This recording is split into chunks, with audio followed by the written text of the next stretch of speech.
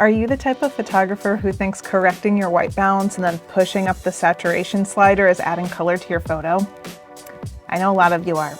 And I have great news for you because a little bit of color theory can teach you how to make your photos pop. It can teach you how to control your composition, how to make subject separation, how to make an entire mood, and even improve your overall style and make you look more professional. And it's really easy to do. I'm going to be teaching you how to add color to your photos with lighting, with planning, with wardrobe, by changing your background and your angle, but also in post-production by editing your photos in a way that makes the colors pop and enhances your photo and your composition.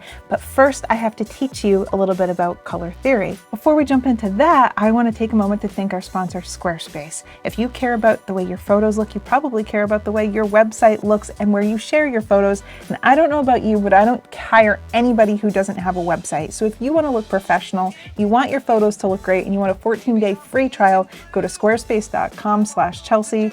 And if you try it and you want to buy it, use the coupon code Chelsea to get 10% off. So we're going to go over some color schemes. That's using the color wheel to decide which colors complement each other, look good together, and what kind of mood they dictate in your photo. Let's start with one you've probably all heard of, and that is achromatic. It's entirely black, white, and shades of gray. You might be thinking that this is monochrome. It is monochrome, but monochrome can also mean just one color. So here's an example of monochrome in all yellows, just yellows with added white and black and nothing else.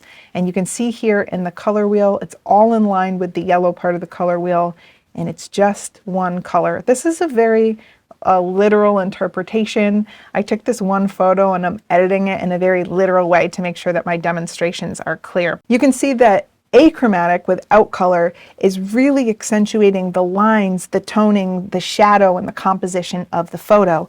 And once you add some color and make it monochromatic, now you're adding a little bit of mood, because you get the same structure you get with the achromatic, just black and white, and now you're adding some sunniness to it. And so you can see right away how changing your colors impacts your photo. Let's move it along to another color scheme, and this is analogous. All the colors are on the same side next to each other on the color wheel. We have yellow, yellow-orange, and orange, and you can see these are the exact colors in the swatch that I pulled from this picture. And it's browns, yellows, and you can see that you still get that sunny impact, but it's very simple. Another color scheme is complementary, and I bet you've heard of this one already. You see it everywhere. I'm wearing it for this video. I have orange and blue on. My background is orange and blue. Complementary colors are very common. Think of Christmas with green and red. Here, I took out all of the colors in this picture except for purple and yellow, and you can see that now there's more attention being drawn to the door. Now, the composition already did this that I chose. All of the leading lines, see, these are leading lines here, are leading to the door already, like in the previous picture, but now that extra pop of purple really pulls you in. So complementary, the colors are on the opposite side of the color wheel. Let's go to split complementary, and now we have orange as the main color. Across from it is purple, and we go to either side, blue and violet, and that is split complementary. And you can see I added the blue in the sky, the purple on the door, the yellow. How is this making you feel about the picture? It's looking way more colorful, right? So we went from something very simple where we're just thinking about the structure of the building, and now we're adding all sorts of colors, and it's getting a bit festive. I'm going to take you through a few more color schemes, and then we're going to talk about the mood and how to apply them to pictures and when and why. Now we go to triadic. And tri is right in there, 3. It's a triangle on the color wheel. We have yellow, blue, red. They're perfectly equidistant on the color wheel. Those are our primary colors. And look what it does for the picture. This is very bold. We have the leading lines going to a red door, which is a really bold color. We have a little tiny clip of blue sky, and then the yellow building. And this is actually the natural picture. These are the actual colors that were there.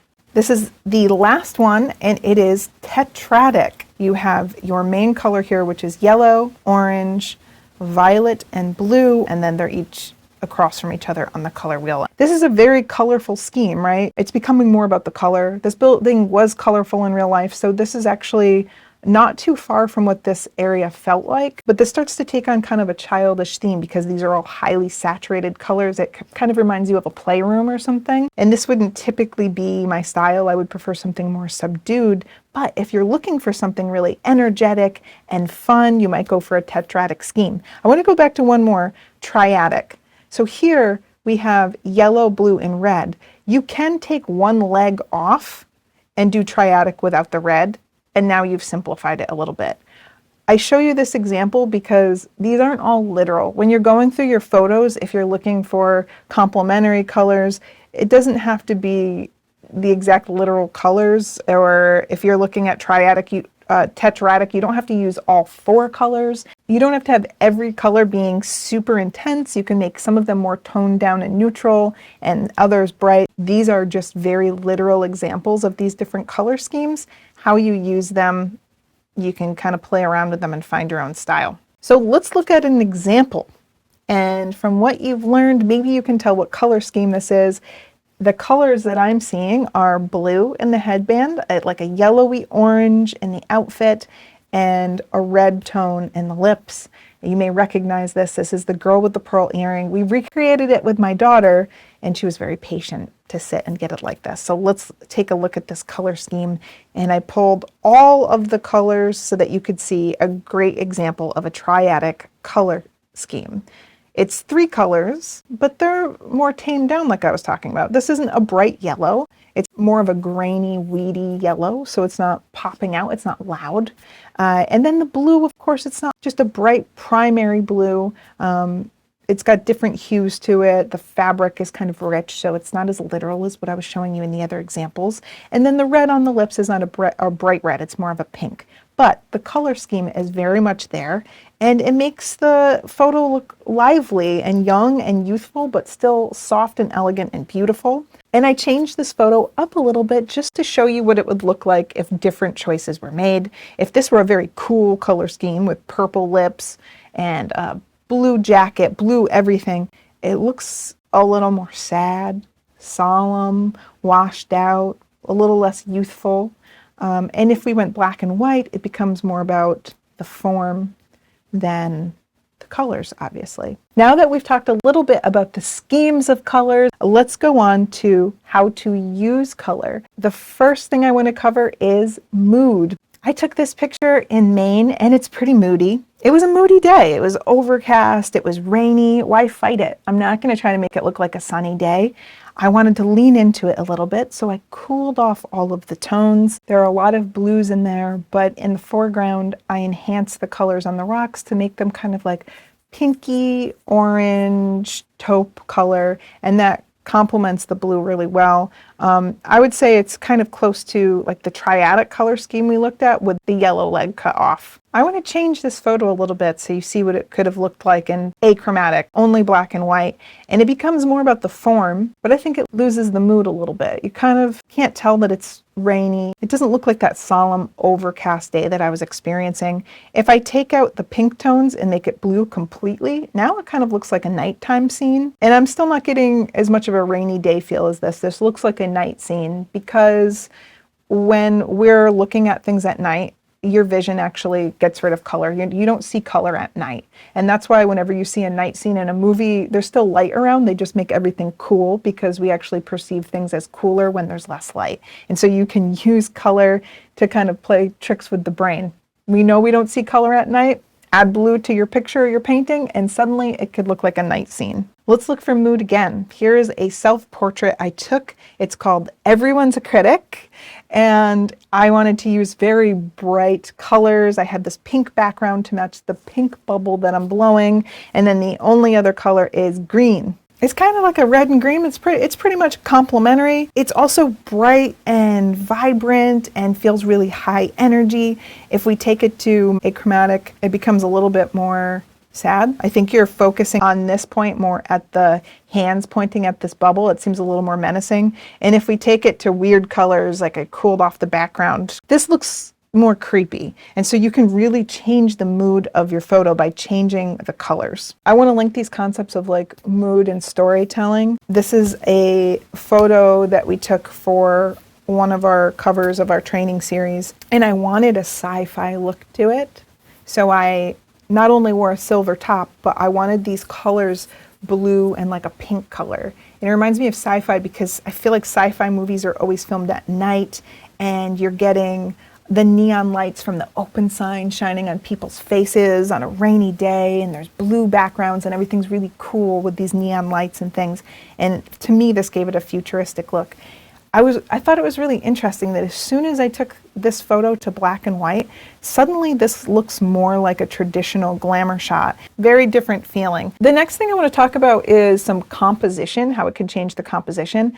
And it's interesting because color can actually balance or unbalance your photo because colors have different weights. Like this light pastel-y blue shirt has a different visual weight than this bright orange shirt that I'm wearing. It grabs your attention because it's bright. You can see this photo that I took of a cabin in Norway. There are fjords behind it, but right now there's a lot of visual weight to this cabin. It's dark, it has this bright light on it. It's actually the thing in the photo that's the most in focus. And also the background is just kind of washed out grays in the sky. Not really that interesting. So my eye anchors right on this building. Once we add color, I add orange to the cabin light and I added purple to the background. Those colors go together, right, when we learned about our color schemes.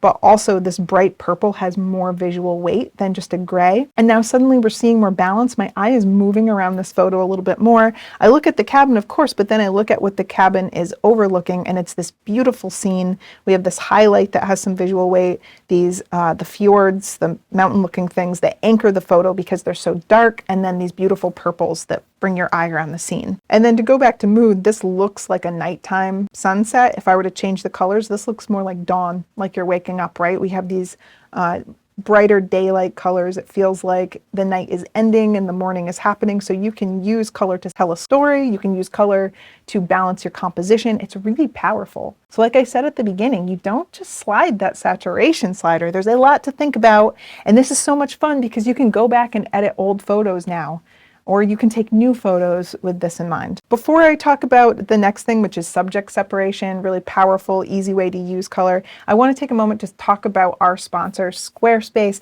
because if you care about how your photos look, you should care about where they end up. You don't just want to share them on social media. You want people to go see your photos in a way that's curated where they're seeing only the best, not the most recent, not the one that you think maybe looks kind of good and you want to see how many likes it gets, like your absolute 100% best, because people will judge you by your not so good photos. So go to squarespace.com/Chelsea and set up a free trial for 14 days, no credit card needed. You don't have to remember to cancel. I hate when they do that. And when you try it out, I know you're gonna like it. So use the coupon code Chelsea to get 10% off. That's CHELSEA. Thank you, Squarespace. Okay, let's talk about subject separation because this is a great way to use color, especially if you're a wildlife photographer. Here's an example of a bird photo that I got on the left here. There's already some natural framing because we see these sticks around the bird. There's nothing behind the bird to clutter it, so that's helping with the composition. A very basic way that I've seen people use color is spot color, because we do know that color attracts your eye, and so they'll make everything black and white and make one thing color. It's been done well. It's a valid way to use color, but to me, I think it's often as cheap as just like drawing a red circle around your subject, right? You know color theory now. You can be a little more sophisticated about it. So rather than just bluntly using color, you can see the original here. You can select your subject and enhance its color, which was to me like oranges a little bit to contrast that green.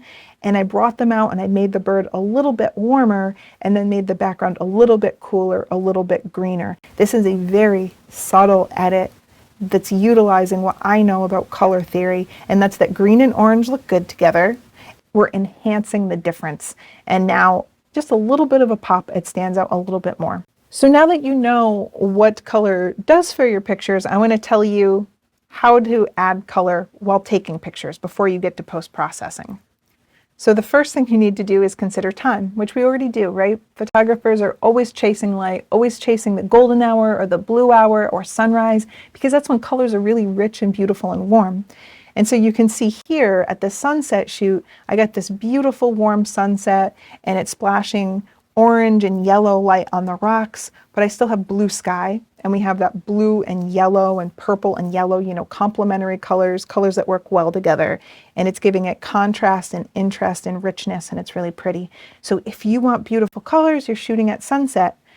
Here you can see I'm also using the sunset colors to contrast with this car at a car show, and I got the reflection in the window. If it hadn't been sunset, I wouldn't have had this beautiful orange light, and it would have completely changed it. I also want to point out that I changed my angle to get this shot, and that's the next one. When you're shooting, consider the angle, because you'll be considering your background and what's next to your subject. Adding more color to your photo could be as simple as just shifting to the left or the right or up and down. As you can see in this photo, another one from the same car show, I loved the yellow of this car. I loved that there was a black line going through the tire and then the yellow curb, and it kind of just like intersects and brings your eye to the car even more. So we're utilizing what is typically considered an ugly yellow curb and making it a part of the subject. Same thing here. Not an exceptional photo, but it's something because we have a blue sky, a red sign, a red car, and it's tying it all together. It makes it a little bit more interesting when you're playful with color. Let's talk about your background. Another way to use color is to consider the color of your background. Now, when I took this picture, this bubblegum pop, everyone's a critic photo, this was actually a green screen that I knew I was going to turn this pink color. I have green eyes. I knew that I would enhance that. I knew that the pink would look good with the pink bubble. Consider what the final colors will be. If you could just shift your subject to a background that's better, a better color or a better look, then do that. Here's an example of that. I found this blue jay feather. I loved the blue with the white and the black, this natural color blocking I thought was really beautiful. And I wanted the feather to pop, all of the colors. So I put it on a yellow background, and that was actually just a yellow leather bag that I had, but you can see it adds more contrast, it makes the color stand out, and it's more visually interesting. Next, let's talk about how you can control color using wardrobe, because a lot of you will be taking pictures of people and you want that to be cohesive. We have a book called Stunning Digital Photography, and it comes with a group online where people share their photos. And so I get to see a lot of how people style their shoots. And often people are very concerned with learning their settings, getting their composition, getting the light right. There's just so much to think about with photography, but they can overlook how the styling of their subject can impact their photo. So here, this is a recreation of the painting Ophelia, and I knew that I wanted it to be ethereal and light and airy, and so the flowers that I chose are this muted color scheme. Think about how this photo would change if I had used red roses. It would look very different. It would be really vibrant and rich and deep, whereas these are just airy. The colors are airy, the style of the flowers are airy, and it's not too distracting. It's not really taking away from the subject, it's enhancing it. And then these little fish here, I wanted them to be bright because I wanted them to eventually pull your eye so that you recognize more that she's in water. Here's another example. I wanted my subject to wear bright red lipstick because I wanted them to stand out, and the rest of her makeup is pretty simple, and then I wanted a bright red dress on her. So you see we have a blue background, red lips, red dress. It kind of ties together this color scheme. And then this photo on the right, everything is somewhat neutral with a light blue background and a red lip, and that's where your attention goes. Her eyes are looking there, and they're red. That's the first thing you look at. You can control where people look with how you style a photo. And next is light. Of course, you're thinking about light, and you can use gels. There's this example that I showed before. The red gel is accentuating my cheekbones, and then the blue background. Here you can see another example of that. This photo on the left was just a test shot. You can see what the scene looked like. It doesn't really look like anything until we added this blue gel, and you can see the orange lights up above, and then suddenly it's a moody pool hall. And same with this picture too. This is my daughter at the park. It was an overcast day. You can see on the left, there wasn't a lot of color. It wasn't very interesting. So I put an orange gel on a flash and popped it to make it look like it was sunset. And now the colors are really rich. There's oranges, there are greens, and it's much prettier. Now that we've talked about how to add color when you're shooting, let's talk about how to add and enhance color in post-production. A very common one is split toning. And what split toning is when you add colors in post to your highlights, your midtones, and your shadows. So here you can see there's some teal split toning with some orange. Looks like the shadows are a little bit orange, the rocks are an orangey color, and then the highlights are blue. And so those are complementary colors.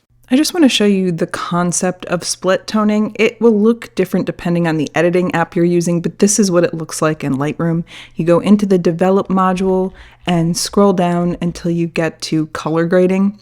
And then typically it's on this three, the highlights, the midtones, and the shadows. I like to go to one at a time.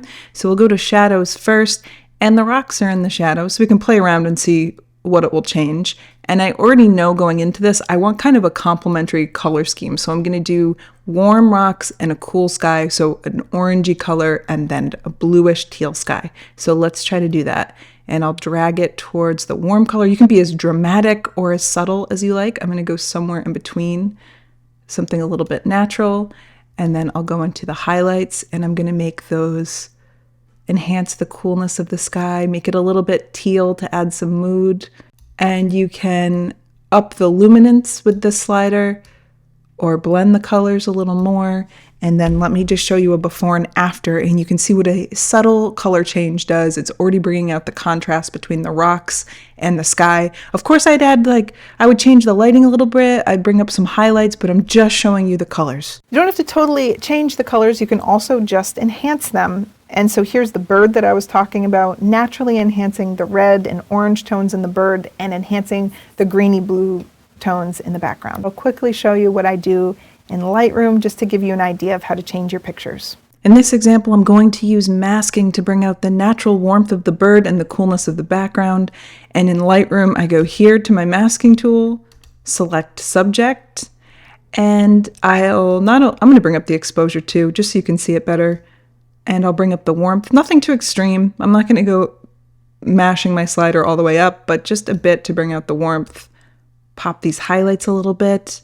And now I create a new mask, select the subject again, select the invert, which is the background, and then I'll cool the background a little bit, make it a little more green and a little bit more blue. And now we have those colors that complement each other again. We have an orangey brown bird with a bluish green background.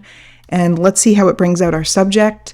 So before, of course, the shadows were pretty dark too, but now we're getting more subject separation by using the color theory that we learned. And then, of course, there's selective color. This is my favorite tool in Photoshop. You can select a color range like pink and then change it. Now we're in Photoshop. I have my layer here, my bubblegum picture, and you go down to right here, click on it, and then click on selective color. It's going to bring up this layer and also this little menu here.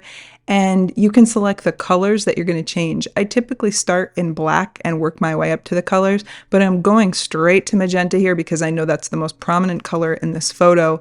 And if I change my yellows, I can either make it more pinkish red or make the background purple. And this is where you get some control over major parts of color in your photo so that you can fine tune it and drastically change the mood of the photo.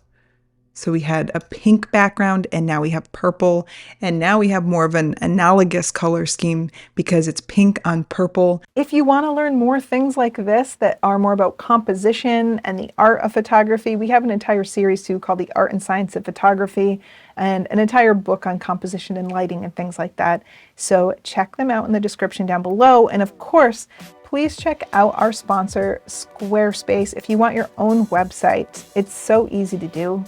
I'm the type of person where I tried to make one before and I couldn't finish on another platform, and I have made several of these in just about 10 to 20 minutes, depending on how big you want yours to be. I go into my portfolio all the time and I change things because it's fun and easy. You just drag your picture from your folder and put it into your website and it shows up there and it looks great. It even reformats for your phone so that when you go to look at your website on your phone, everything is now in order in a nice row instead of being like overlapping and being messed up. So it looks really great. Go to squarespace.com/Chelsea and use the coupon Chelsea to get 10% off. That's CHELSEA. Thank you, Squarespace, and thank you all for watching.